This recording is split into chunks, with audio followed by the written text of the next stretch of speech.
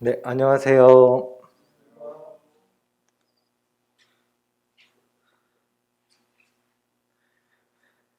네, 벌써 2021년도가 훌쩍 지나가고 있는 것 같습니다. 이제 2022년이 보름밖에 남지 않았는데요. 벌써 민규가 10살이 되고 민채가 벌써 이제 6살이 됩니다. 저희 잠실교회가 여기 이사 왔을 때 민채가 태어났는데요. 벌써 이렇게 오랜 세월이 많이 흘렀습니다. 어, 참 엊그저께 같은데 참 시간이 총알만큼 빠른 것 같습니다. 항상 연말이 되면 저도 그렇고 여기 계신 많은 성도님들도 어, 계획을 세웁니다. 보통 이제 연초 계획을 세우고 항상 더 나은 계획을 이렇게 나은 방향으로 이렇게 계획을 세우고 추진하고 계신데요. 그리고 또 기도하고 계신데요. 저의 항상 빠지지 않는 계획은 어, 몸 관리를 위한 운동과 또 영적인 생활을 위한 말씀 복인데요. 항상 실패하는 거는 운동입니다. 네, 제 모습을 보면 아시겠죠. 네, 네, 항상 실패하고 있습니다. 그럼에도 불구하고 내년에도 또 동일한 계획을 세울 건데요. 네, 언젠가 이 계획이 성공하리라 믿어 의심치 않습니다. 네, 그리고 이제 말씀에 대한 영적인 생활을 위한 말씀 읽는 부분들은 제가 이제 개인적으로 하려고 이렇게 열심히 계획을 세웠는데 항상 섬기는 일에 그 부분을 조금 공부를 하다 보고 또 이제 잠실 카페 큐티 준비를 하다 보면 어느새 또 그걸 할 시간이 없더라고요. 어떻게 보면 핑계인데 그거를 대신해서 그렇게 또 큐티를 대신 하고 있습니다. 참 여러 가지 실패가 많은 이번 연도였던 것 같습니다. 내년 2020년도에는 초반부터 좀 직장 일이 좀 많이 있는데요. 저희 직종이 원래도 바쁜데 이 코로나 특수를 타게 돼서 더 바쁜 시즌을 좀 보내야 될 것 같습니다. 어, 주말 출근도 좀 계획을 하고 있어서 자녀들에게 미안한 마음도 있고 또 교회에 제가 맡은 일에 책임감을 다하지 못할까 봐 좀 걱정이 미리 앞서긴 합니다. 하지만 이 또한 주님께서 선히 인도해 주시리라 기도를 드리고 있습니다. 제가 외근이 좀 잦다 보니까 회사 차를 자주 사용을 하는데요. 얼마 전에 전석 형제님께서 차 안에서 이 특송을 준비하셨다고 그렇게 하셨잖아요. 근데 안타깝게 하지 못했는데 저도 운전을 많이 하다 보니까 차 안에서 소리 높여서 찬양을 많이 합니다. 그래서 이 찬양 가사를 외우고 또 감동이 되는 그 찬양을 한번 특송을 해보고 싶다 그런 생각을 많이 하는데 제가 단점이 음치의 박치입니다. 그래서 항상 청년들과 같이 특송을 하곤 하는데요. 단 한 번도 제가 구원받고 나서 특송을 해본 적이요. 솔로로 특송을 해본 적이 한 번도 없습니다. 그래서 오늘은 이따 말씀 끝나고 제가 특송을 하나 하려고 합니다. 왜냐하면 이제 내년이 되면 제 앞자리 숫자가 바뀝니다. 숫자가 바뀌기 전에 한번 도전을 한번 해보고 싶습니다. 제가 이 얘기는 저희 가족들에게도 하지 않았습니다. 왜냐하면 뜯어 말릴 수 있기 때문에 네, 네, 저희 가족들에게 비밀로 하고 이렇게 무작정 한번 해보려고 합니다.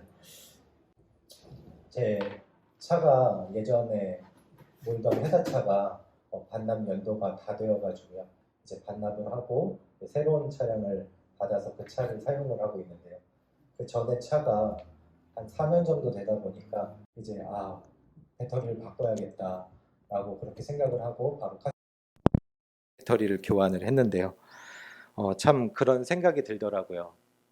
차가 배터리가 없으면 그 차가 생동감을 잃어버리듯이 우리 안에 말씀이 없으면 생동감과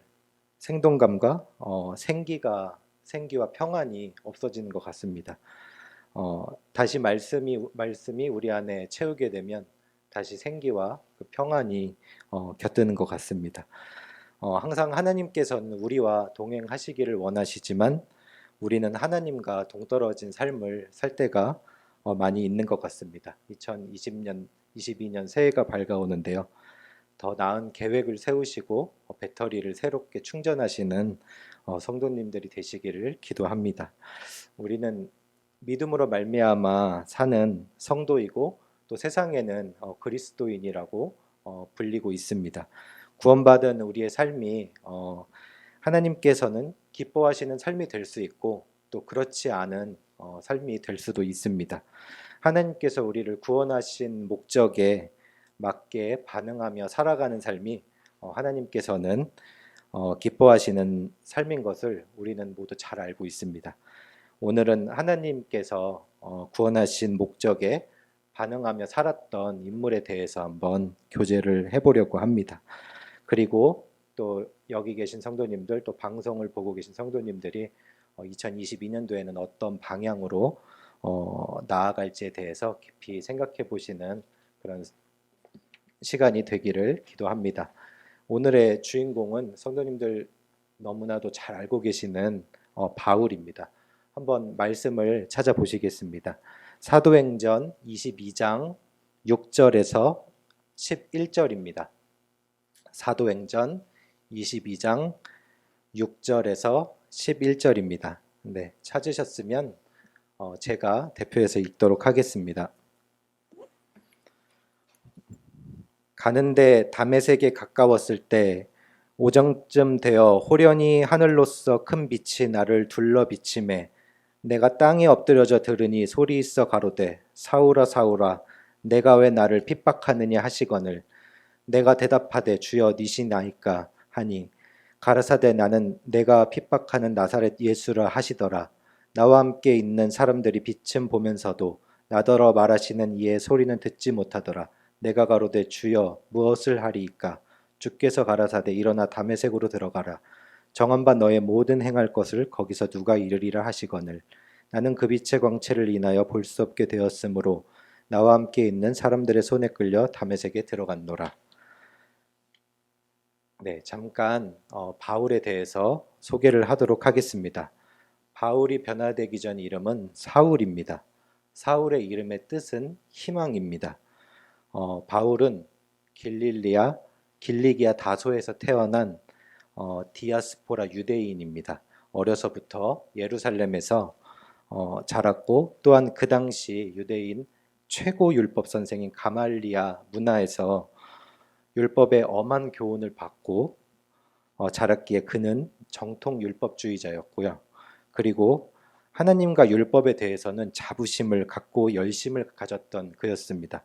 그렇게 율법에 충실했고 가르침 가운데 엄격하게 자랐기에 자신은 하나님 보시기에 올바른 자라 자부하면서 살았던 그였습니다. 바로 이 바울이 이 열심 때문에 믿는 그리스도인들을 이단이라 여기면서 핍박을 했고요.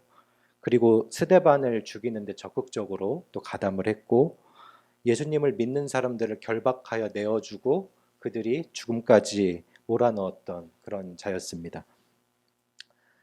사도행전 8장 1절에는 그리스도인들에게 사울이 얼마나 공포스러운지를 기록이 되어 있는데요. 스데반의 죽임당함을 마땅히 여겼고 또 믿는 자들이 다 흩어졌다고 기록이 되어 있습니다. 거기서 바울은 멈추지 않았습니다. 예루살렘 교회를 핍박한 것으로는 양이 차지 않아가지고요. 대제사장을 찾아가서 다마스커스 여러 회당에 전달할 공문을 요청을 합니다. 피신한 그리스도인들을 닥치는 대로 또 잡아가기 위해서 그랬던 거죠. 예루살렘에서 다마스커스는 200km 이상 떨어져 있고 약 일주일 정도 이상 걸리는 먼 거리에 있습니다. 그런 그가 살기가 등등해서 그리스도인들을 잡기 위해서 다마스커스로 갑니다. 이때 아까 말씀드렸던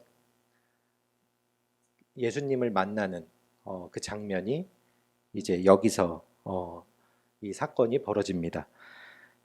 사울아 사울아라고 예수님께서 그렇게 두 번씩이나 부르십니다. 어찌하여 내가 나를 핍박하느냐라고 예수님의 말씀은 사울에게 어, 혼과 영과 관절과 골수를 쪼갠 듯 다가옵니다.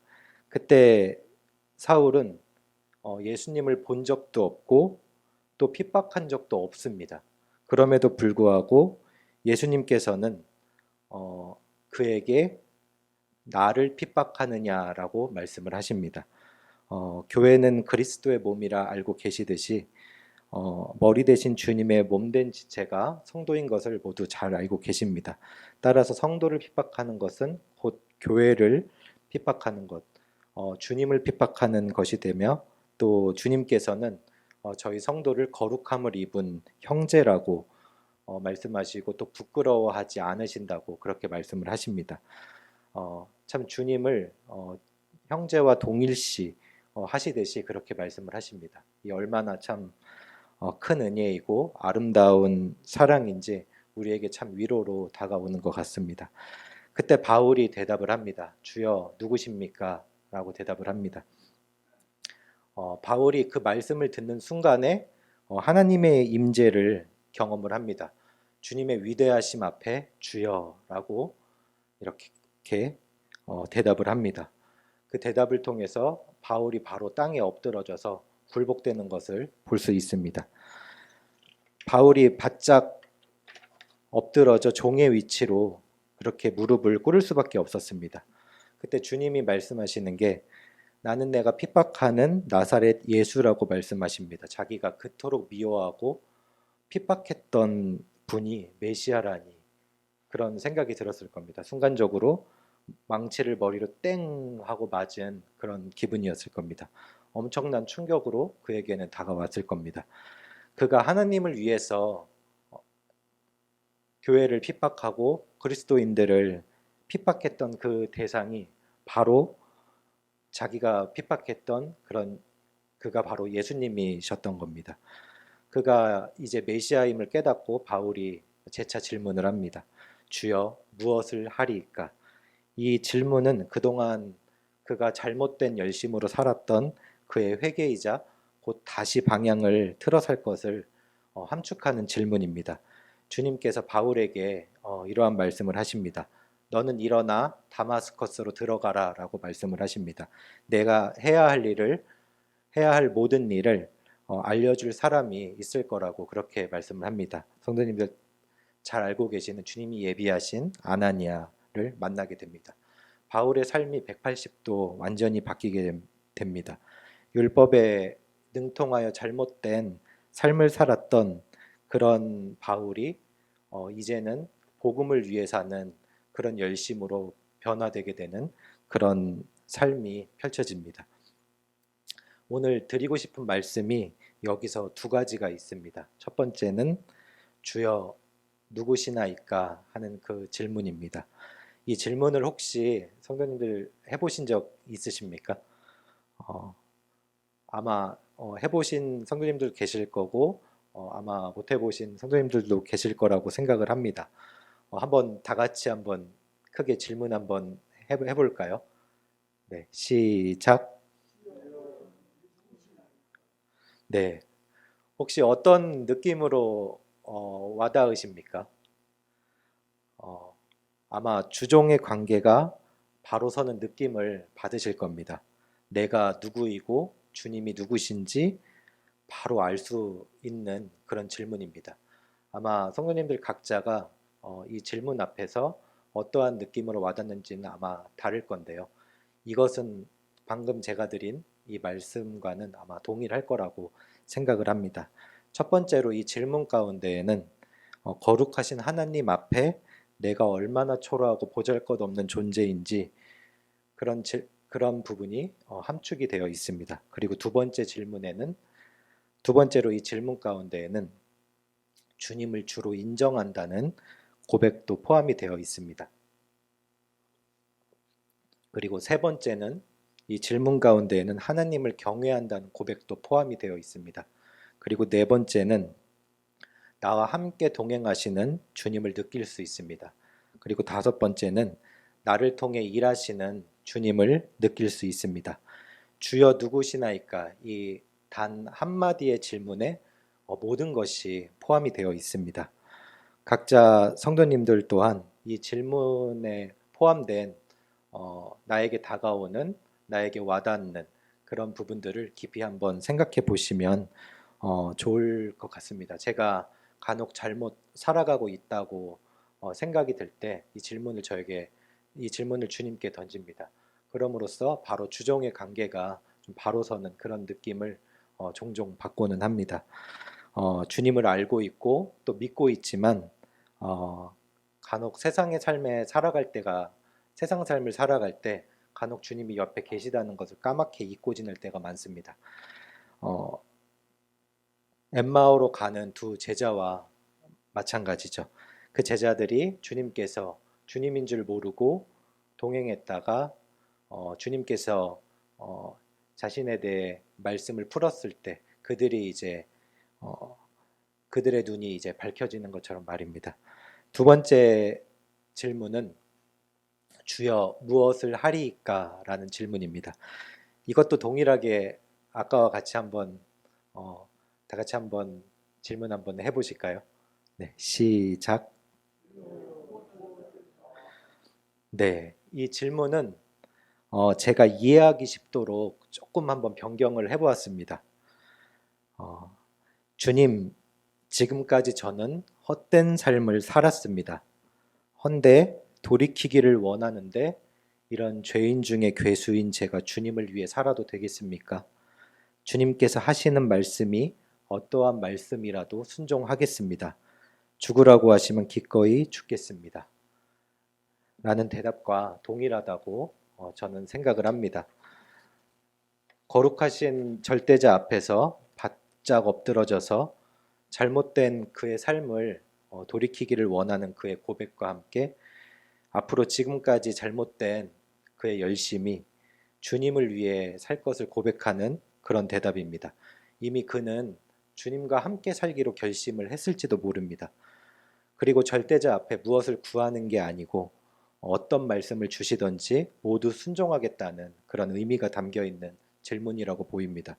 그것은 어떠한 핍박이나 죽음까지도 모두 감내하겠다는 그의 고백이 아니었을까 그렇게 생각을 합니다. 회심받은 바울의 모든 인생에서 하나님의 은혜가 함께했던 것을 우리는 성경을 통해서 보았고 또 들었습니다. 그리고 또 믿고 있죠. 그리고 하나님의 은혜가 있었기에 바울은 낭망치 않았고 육체의 가시를 안고서도 그는 기뻐하고 또 즐거워했습니다. 이것이 바로 하나님의 은혜에 압도된 자의 삶인 것을 우리는 바울의 생애를 통해서 너무나도 잘 알고 있습니다. 주여 무엇을 하리이까? 이 질문을 통해서 우리의 삶을 한번 돌아보기를 원합니다. 아마 다가오는 깊이가 각자가 다 다를 것으로 생각을 합니다. 강렬하고 압도적인 이 빛 앞에 모든 것은 부차적인 것들로 여겼던 그런 바울의 삶과 같이 우리 또한 구원받으면서 어떻게 살 것을 저희는 계획을 하게 됩니다. 바울이 이 강렬한 빛 앞에 참으로 압도되었던 것처럼 바로 그가 삶을 통해서 경험했던 것이 바로 하나님의 은혜입니다.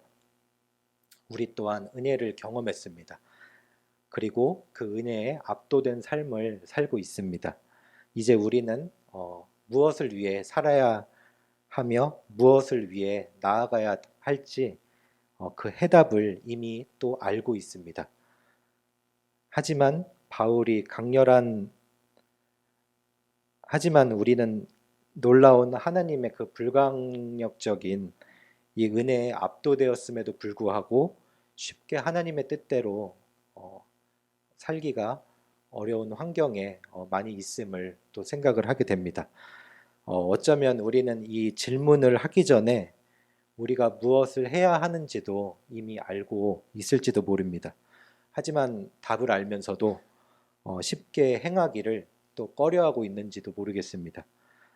우리의 마음에 그 꿈틀대는 주님의 일을 행하기를 원하는 마음이 아마 다 있을 것으로 생각이 됩니다. 하지만 혹시나 나의 삶에 있어서 여러 가지 측면에서 생각하고 대조해보고 재보다가 시간을 허비하고 있는 것이 아닌가 모르겠습니다. 오늘 이 두 가지의 질문, 주여 누구시나이까? 주여 무엇을 하리이까? 새해에는 성도님들의 삶에서 주님과 나와의 관계를 바로잡는 성도님들이 되시기를 기도합니다. 바울이 하나님의 은혜에 압도가 되어서 하나님의 뜻을 정확하게 알고 자신의 삶에 반영했듯이 성도님들도 하나님의 은혜에 압도된 삶이 되시기를 간절히 원합니다. 또 하나님의 그 뜻에 합당한 한 해가 되시기를 원하고 기도합니다. 네, 이상입니다. 오늘은 제가 솔로로 특송을 하려고 좀 말씀을 짧게 준비를 했습니다. 제가 비록 찬양을 잘 하지 못하지만 하나님께서 외모로 사람을 취하지 않으신다고 하셨고 마음의 중심을 또 보신다고 하셨기에 하나님께서 영광을 받으시기를 원하는 마음에서 또 성도님들도 감동이 되시기를 원하는 마음에서 이렇게 찬송을 준비했는데요. 혹시나 제가 음이 틀리고 박자가 틀리더라도 가사에 집중해서 들어주시면 큰 유익이 되실 거라고 생각합니다.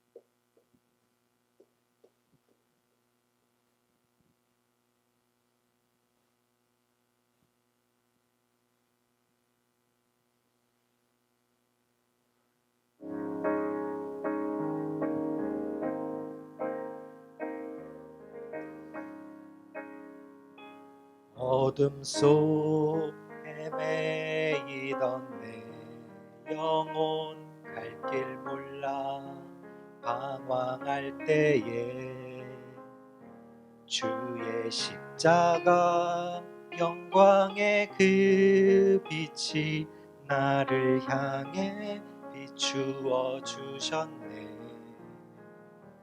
주홍빛보다 더 붉은 내 죄 그리스도의 피로 씻기어 완전한 사랑 주님의 은혜로 새 생명 주께 얻었네. 은혜 아니면 나서지 못하네. 십자가 사랑 능력 아니면 나서지 못하네. 은혜 아니면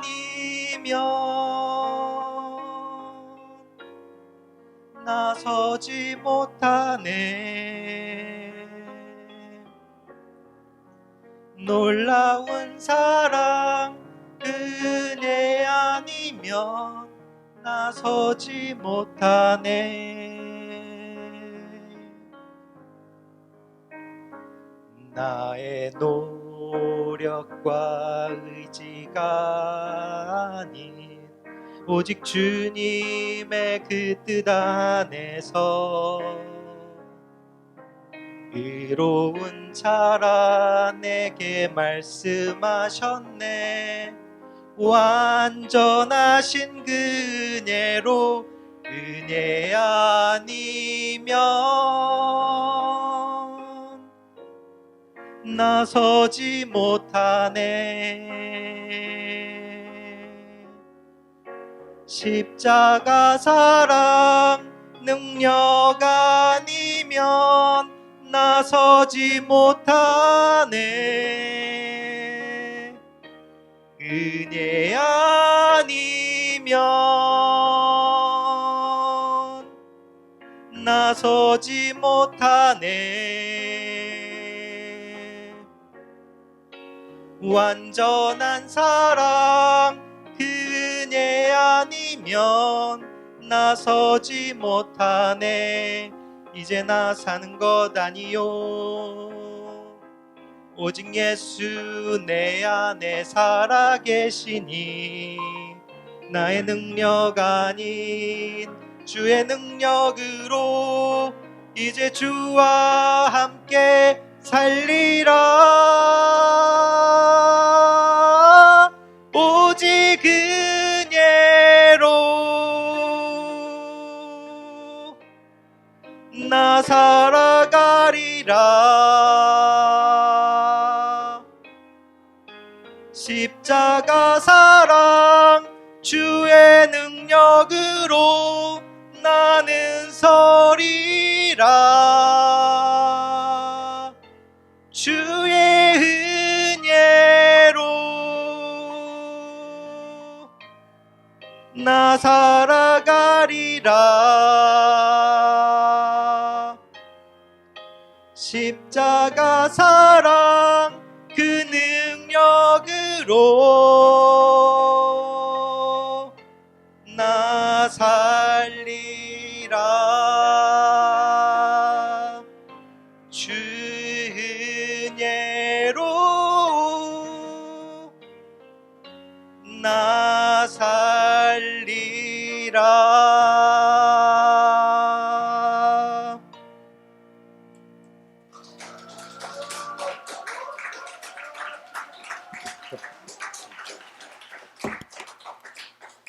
네, 주님의 은혜로 사는 성도님들이 되시기를 기도합니다.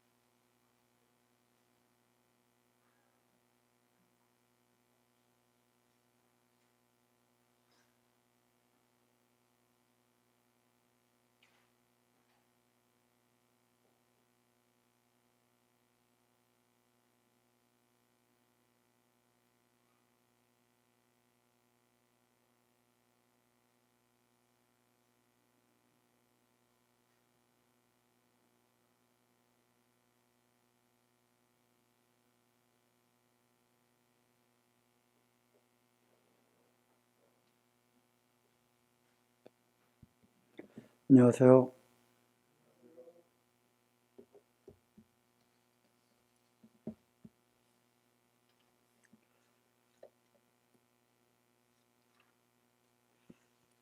찬양이 참 감동이 많이 되었습니다. 그러고 보니까 지금까지 평생에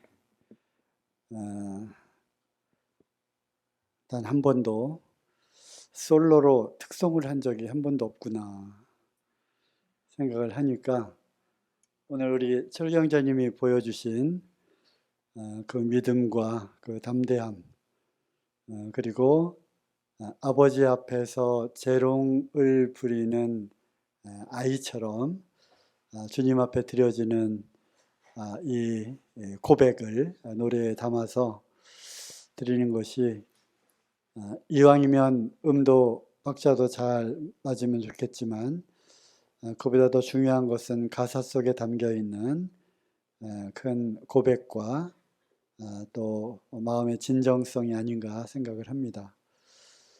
저도 앞자리가 바뀌기 전에 아직 7년이 남았기 때문에 솔로로 특송을 기필코 한번 해야 되겠다 생각을 해보게 됩니다.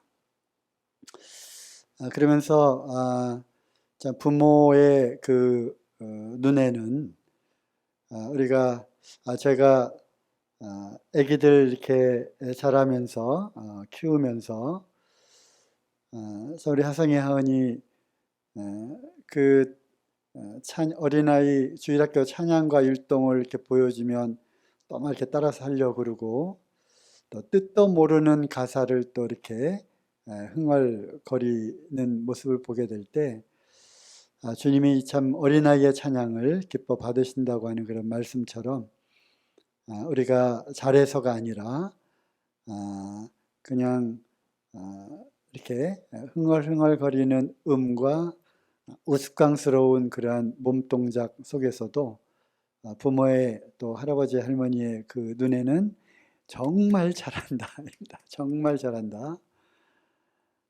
여러 가지로 좀 생각을 많이 하게 되는 그런 특성이었습니다. 감사드리고요. 앵콜이 나왔으니까 다음에 또 이제 앞자리가 바뀐 것을 또 축하하면서 앵콜을 또 해주시면 더 좋겠습니다.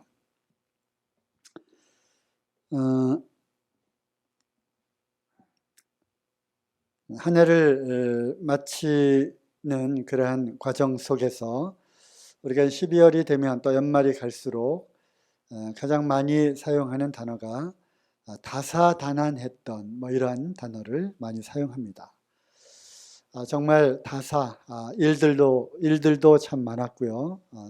다난 여러 가지 힘들고 어려운 그러한 일들도 많이 있었다고 생각을 합니다. 그런 가운데 이 세상을 살아가면서 우리에게는 누구에게나 할 것 없이 여러 가지 일들과 또 풀리지 않은 일들, 또 해결해야 하는 일들, 또 의무적으로 해야 되는 많은 그러한 일들, 그런 가운데 고민도 많이 되고 또 걱정과 근심과 염려들이 많이 일어납니다. 그럴 때 주님은 우리에게 이제 모든 염려를 주님께 맡기라고 하는 그런 말씀을 주시죠. 이제 아이를 키우면서 아이들을 어떻게 주님 안에서 양육을 시킬 것인가, 또 말을 잘 듣지 않는 아이들을 어떻게 주님의 교양과 훈계로 잘 가르칠 것인가. 그래서 또 아이를 키우는 그러한 부모들은, 그러한 가정은 또 양육의 문제, 또 아이들의 교육의 문제, 이런 것들로 참 고민이 많이 됩니다. 또 그뿐만 아니라 참 도저히 그 생각대로 되어지지 않는 그러한 상황들을 보면서 근심, 걱정을 넘어서서 어떤 때는 참 염려가 많이 되기도 합니다. 그뿐만 아니라 또 학생들은 학생들대로 공부를 해야 되는 일들, 그리고 또 잘 되어지지 않는 일들, 그리고 이제 장래에 어느 쪽으로 진로를 정하고 또 나의 앞으로의 장래는 무엇을 하며 살아가야 할 것인지, 이런 것들을 이러저러한 것들을 생각해 보게 될 때 아이들도 아이들 나름대로 많은 고민과 염려들을 갖고 있게 됩니다. 또 우리 청년들은 이제 직장에서 또 직장을 얻어가는 그러한 과정에서, 그리고 또 잠실교회 큰 그러한 기도 제목 중에 하나죠. 또 결혼 문제를 앞두고 도저히 앞에 보이지 않는, 또 해결 가능성이 없어 보이는 이러한 일들. 그래서 우리 앞에는 또 일일이 말하지 않아도 또 직장 문제, 사업 문제, 또 가정의 문제, 이런 많은 일들로 우리는 염려가 많이 있습니다. 그렇죠? 하지만 믿지 않는 사람들에게나 믿는 우리들에게나 이러한 일상을 살아가는 모든 과정들 속에서 일어나는 일들이 있습니다. 그것은 거의 동일하다고 보면 되겠죠. 우리도 마찬가지고 또 이방인들도 마찬가지고 여러 가지 우환을 만나기도 하고 또 여러 가지 예기치 않은 그러한 사고와 또 사건들을 경험하기도 합니다. 만사가 다 형통되는 것은 이러한 걱정하고 염려할 만한 일들이 내 주변에 아무것도 일어나지 않고 그냥 평평한 순탄대로만 있다고 하는 것이 결코 아닌 것이죠. 동일한 일들을 당한다 할지라도 믿는 우리에게는 왜 그것이 형통한가 하면 우리에게는 그 걱정, 근심, 염려를 해치고 이겨낼 만한 그러한 능력과 또 그러한 든든한 뒷배경이 있기 때문에 그런 것입니다. 그렇죠? 우리가 어떤 예를 들어서 예를 든다면 교통사고를 당한다라든지 그러한 여러 가지 일들, 또 질병을 우리가 겪고 고초를 당한다든지, 또는 이제 나이가 들어가면서 점점점 육체가 연약해짐으로써 나타나는 여러 가지 육체의 그러한 고난들, 또 그냥 원치 않는 사고를 당해서 고생을 하는 그러한 일들, 이런 많은 일들을 우리가 겪게 되지만 그 가운데서도 우리는 주님을 믿기 때문에 우리 안에는 주님과 또 주님이 우리에게 주신 말씀과 또 성령님의 인도하심이 있기 때문에 그들과 달리 그러한 상황들을 대처하고 그러한 문제와 염려들을 해결해 나가는 방법이 그들에게는 없는 우리에게만 갖고 있는 그러한 특권이 있다고 하는 것입니다. 그래서 오늘 말씀은 염려를 이기는 법이라고 할까요? 네. 어떻게 이러한 염려를 우리가 극복할 수 있을까에 대한 염려에 관한 그런 말씀을 좀 드릴까 합니다. 말씀은 베드로전서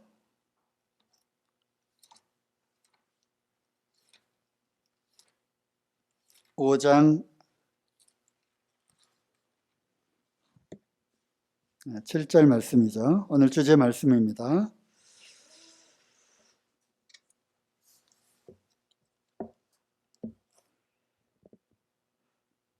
너희 염려를 다 주께 맡겨버리라. 이는 저가 너희를 권고하심이니라. 권고하다라고 되어 있는 한자어는 우리말로 쉽게 풀이하면 돌보신다고 하는 것입니다. 영어로는 care for. 그래서 케어한다. 즉 돌봐주시는, 주님이 돌봐주시기 때문에 모든 염려가 있다면 그것을 다 주님께 맡겨 버리라는 것입니다. 우리가 좀 이게 쉽지 않죠, 그죠? 그리고 이어서 나오는 말씀들이 근신하라 깨어라. 너희 대적 마귀가 우는 사자같이 두루 다니며 삼킬 자를 찾나니 너희는 믿음을 굳게 하여 저를 대적하라. 이는 세상에 있는 너희 형제들도 동일한 고난을 당하는 줄을 알미니라. 그러면서 고난에 관한 말씀이 또 하나 이렇게 나옵니다. 그래서 이러한 문맥을 보게 될 때 이 베드로 사도가 이 흩어져 있는 나그네 된 그리스도인들에게 보내는 그 편지 가운데 그들이 갖고 있는 염려는 그리스도인으로서의 삶을 살아가는데 오게 되는 여러 가지 고난과 핍박, 그로 인한 여러 가지 염려인 것이고, 그리고 이러한 것들을 주는 대상과 결국 이러한 염려의 그 키를 갖고 있는 것은 바로 사단 마귀라고 하는 것입니다.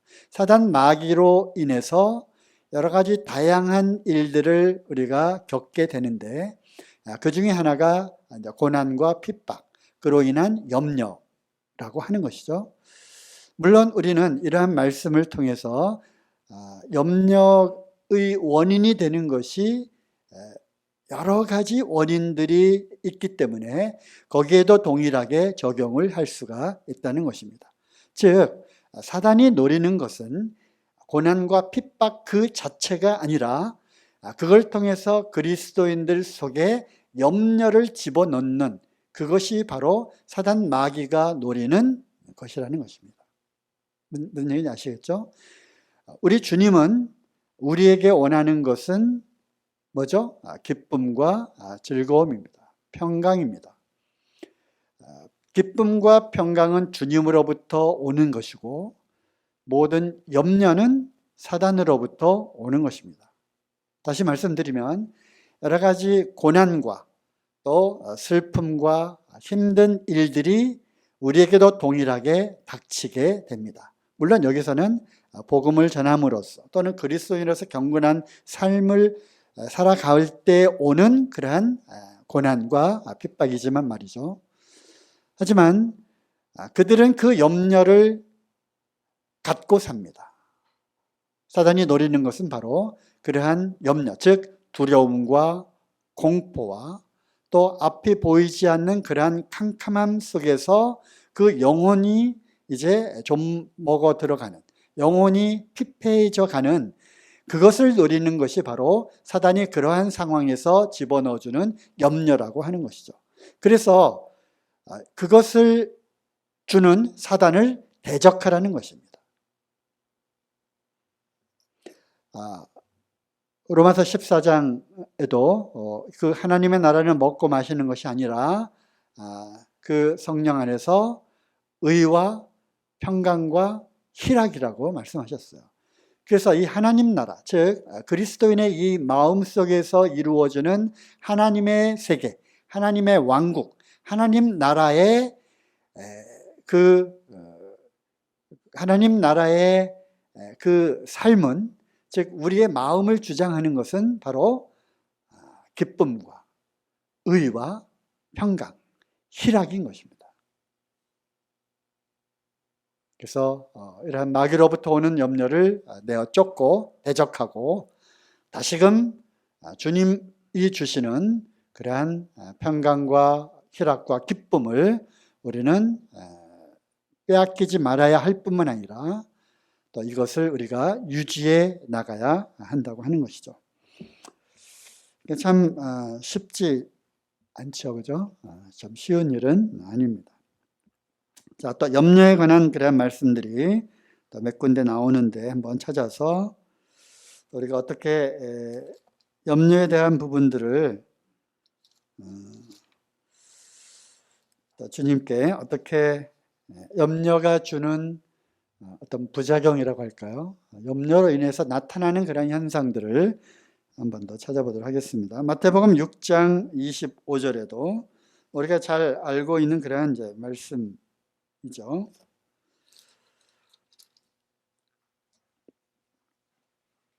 그러므로 내가 너희에게 이르노니 목숨을 위하여 무엇을 먹을까, 무엇을 마실까, 몸을 위하여 무엇을 입을까 염려하지 말라. 목숨이 음식보다 중하지 아니하며 몸이 의복보다 중하지 아니하냐. 공중의 새를 보라. 심지도 않고 거두지도 않고 창고에 모아들이지도 아니하되 너희 전부께서 기르시나니 너는 이것들보다 귀하지 아니하냐. 너희 중에 누가 염려함으로 그 키를 한 자나 더할 수 있느냐 하면서 염려하지 말라. 무엇보다 먼저 그의 나라와 그의 의를 구하라는 말씀으로 쭉 이어지는, 잘 아시는 그런 말씀입니다. 물론 여기에 염려는 이제 일상의 그러한 삶 속에서 또 가난하고 또 당장 먹을 것이 없고 부족하고 또 이 의식주의 기본적인 그러한 삶에까지 그러한 해결 방법이 없어 보이는 상황에서 당연히 염려가 될 수밖에 없는 것이죠.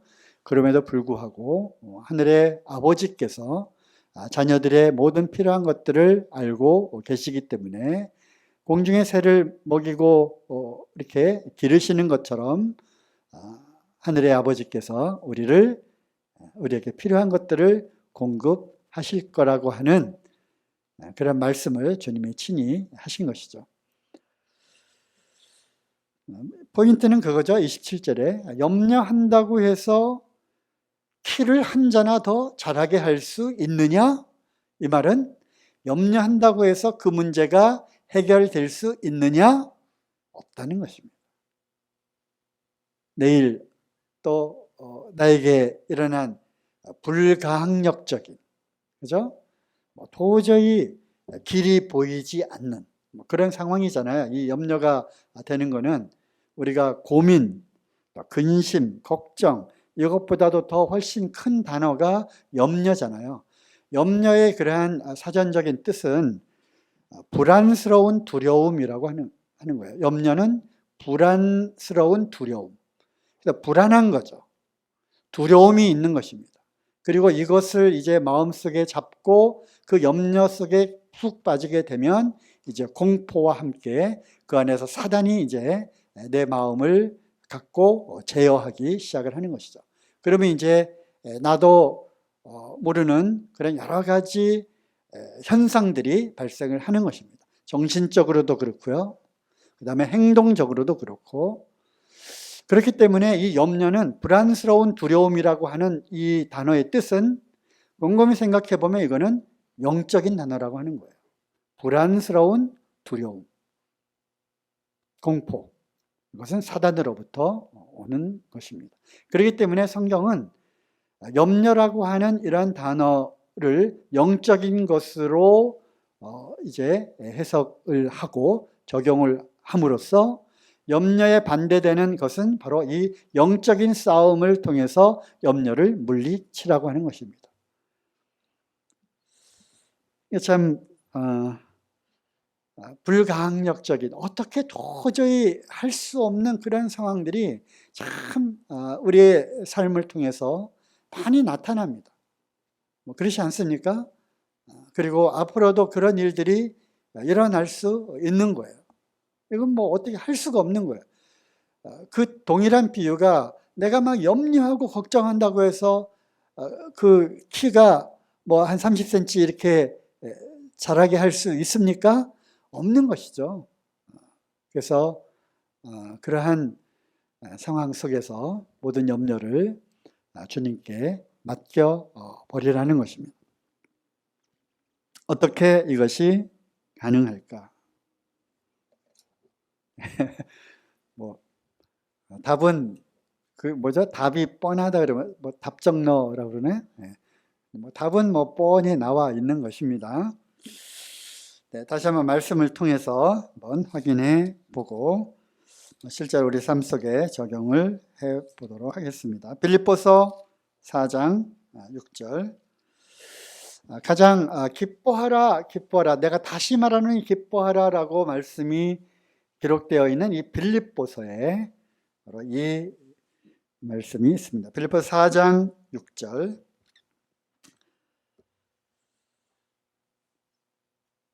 아무것도 염려하지 말고 오직 모든 일에 기도와 간구로 너의 구할 것을 감사함으로 하나님께 아뢰라. 네. 염려를 이기는 법 첫 번째 뭡니까? 네, 답정너 기도입니다. 기도. 모든 일에 기도와 간구로 주님께 아뢰는 것입니다. 아뢰는 그 행위를 통해서 염려가 주님께로 넘어갑니다. 이것이 바로 맡겨버리는 것입니다. 기도는 핑퐁 게임이라고 하죠. 핑퐁.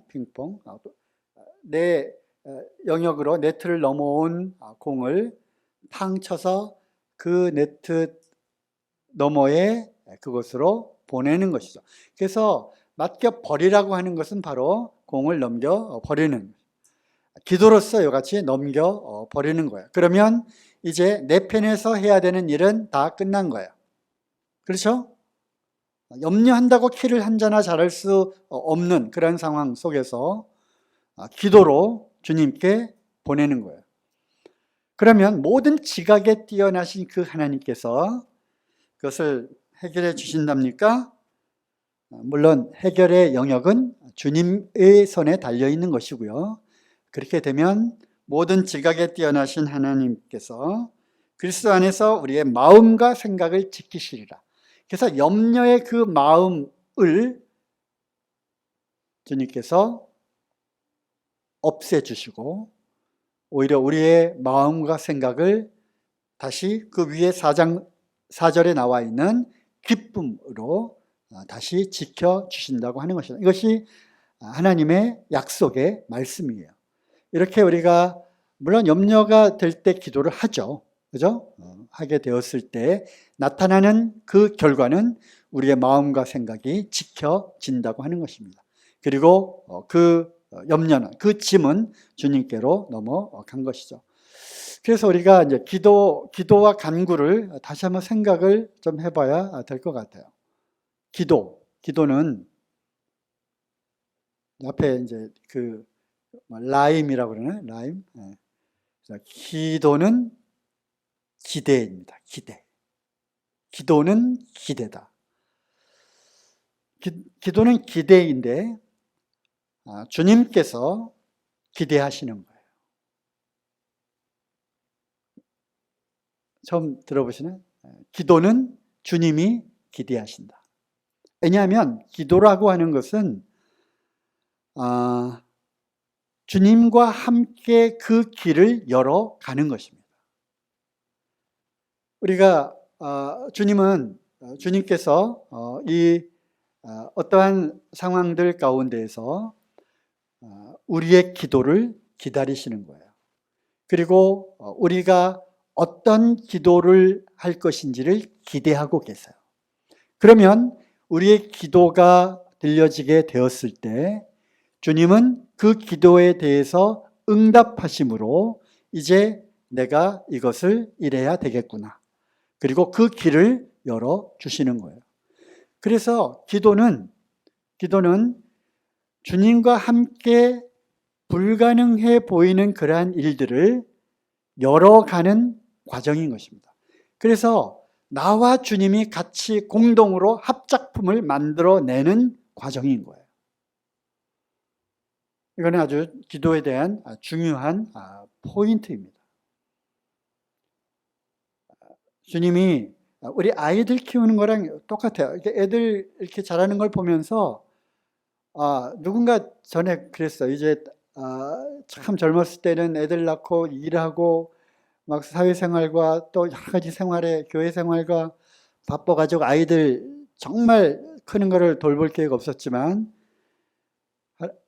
전영재 할아버지가 이제 되었네. 이제 드디어 하나님 아버지의 마음을 조금 알아가게 될 거야. 누가 이제 어느 분 그렇게 얘기를 하셨는데 그런 것 같아요. 부모가 아이들 필요한 것들을 그때그때 시간 되면 우유 타서 먹이고요.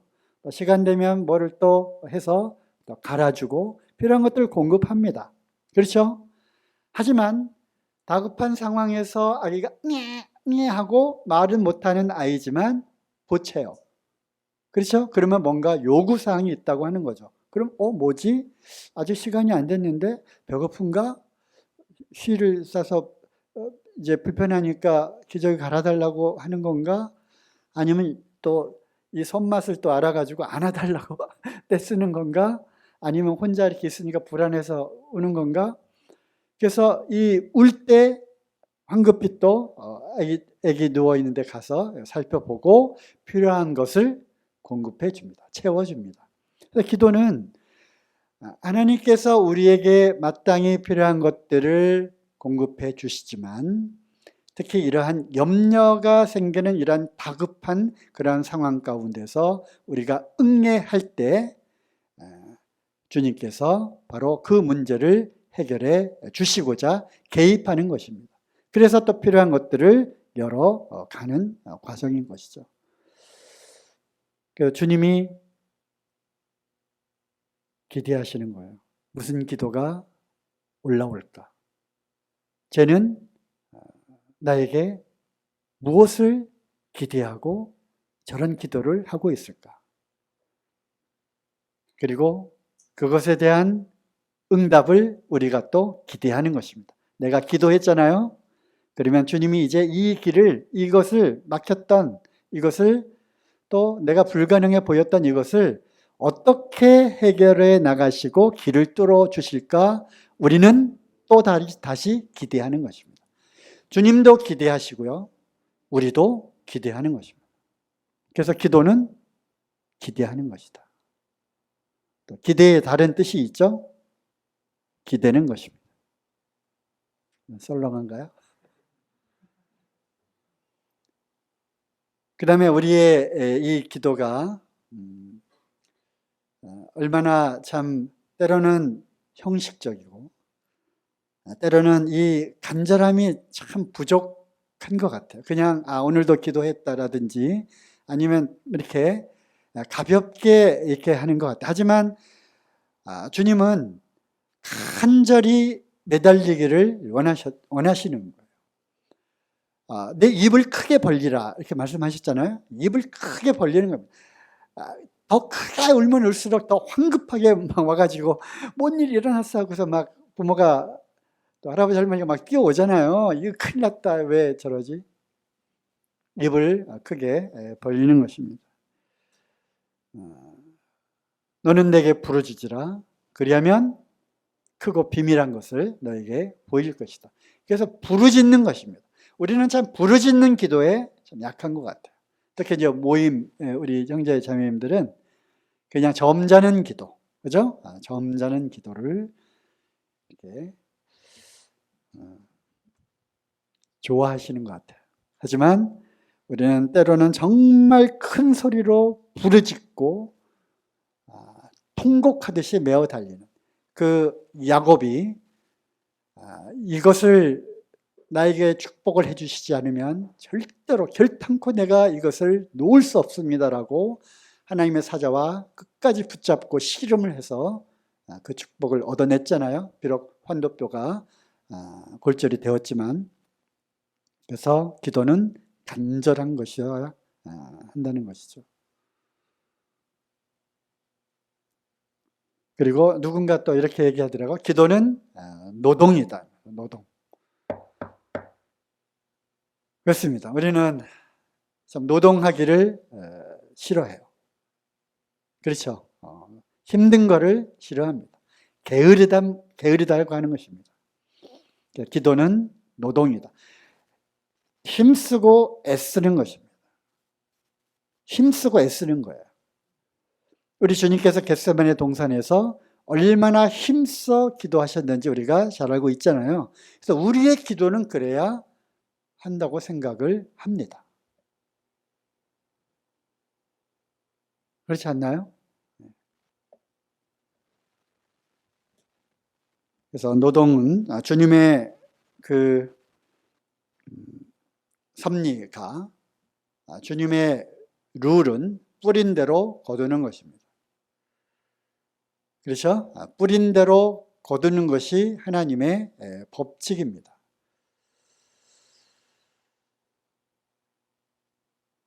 네, 영의 것으로 뿌리는 것입니다. 그러면 영의 열매를 거두는 것입니다. 그래서 기도는 노동이에요.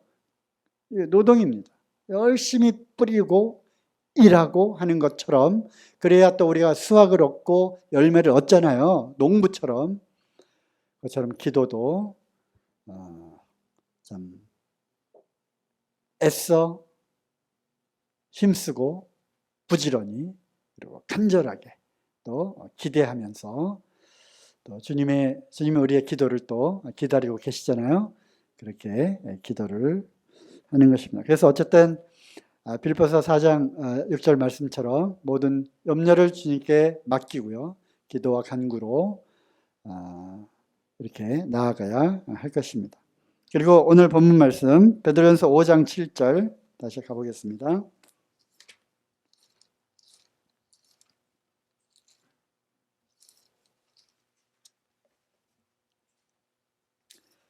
5장 7절 너희 염려를 다 주께 맡겨버리라. 이는 저가 너희를 권고하십니다. 근신하라 깨어라. 너희 대적 마귀가 오는 사자같이 두루다니며 삼킬 자를 찾나니 너희는 믿음을 굳게 하여 저를 대적하라. 이는 세상에 있는 너희 형제들도 동일한 고난을 당하는 줄을 알미니라. 아까 말씀드렸죠.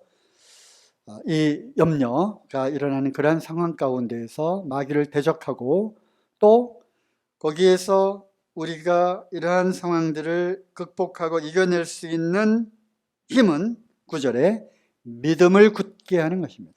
믿음을 굳게 할 때 이것은 마귀가 나에게 주는 염려구나 하는 것을 우리가 알고 그것을 이겨내는, 오늘 주제가 그거잖아요. 염려를 이기는 법, 기도 얘기했고요.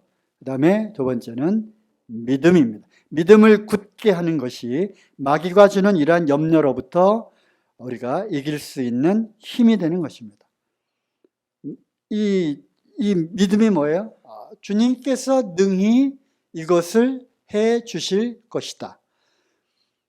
그렇지만 그리 아니하실지라도 또는 내 뜻대로 마옵시고 아버지의 뜻대로 하옵소서. 하지만 어찌되었던 이 부분은, 이 염려가 되는 부분은 주님이라면 능히 하실 수 있다고 믿기 때문에 이것은 주님이 해결해야 될 부분입니다라고 주님께 갖다 맡겨 버리는 것. 이것이 바로 믿음인 것입니다. 그리고 그 다음은 내가 염려할 것이 없어요. 왜? 주님의 뜻이면, 그리고 나한테 그것이 가장 합당한 것이라면 그 염려가 되는 그러한 부분들을 다 해결해 주실 거고요. 아니고 아직은 때가 아니다 라든지 아니면 염려가 되는 그러한 상황들이 나에게 유익이 될 거다. 그걸 통해서 너는 나를 계속 찾고 내 은혜가 너에게 계속 머물러 있어야 되는 하나의 어떤 방법이다라고 생각하신다면 염려가 대한 그런 부분을 치워주지 아니하실 거예요. 그래서 이렇게 되든 저렇게 되든 어쨌든 그것은 주님에 속한 영역이기 때문에 우리는 그러한 주님을 신뢰하는 거예요. 믿는 거예요. 그러면 염려할 게 없는 거죠. 그러한 상황은 동일하게 닥치기지만 그러한 상황을 내일 일어나는 내일 어떤 참 염려스러운 일이 내일 있다. 그리고 그것이 없어지지 않는다 할지라도 어쨌든 그것은 이제 기도했고 또 믿기 때문에 주님께로 넘겨져 있는 상황이기 때문에 내가 할 일은 염려할 것이 없는 상황에서 내일의 일을 맞이하면 되는 것입니다. 그러면 실패할 수도 있고요. 또 그 문제가 해결이 안 될 수도 있어요. 하지만 그건 역시 주님의 뜻이었다라고 하는 믿음을 우리가 굳게 해야지만 이 사단이 우리에게 주는 염려로부터 우리는 그 마음을 잡히지 않고 두려움과 공포에서 우리가 해방될 수 있다고 하는 것입니다. 믿음은 주님의 신실하심을 신뢰하는 거잖아요. 그죠? 거기도 신자 돌림이네요. 주님의 신실하심을 신뢰하는 것.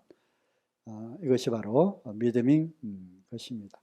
모든 염려를 주님께 맡겨 버립시다.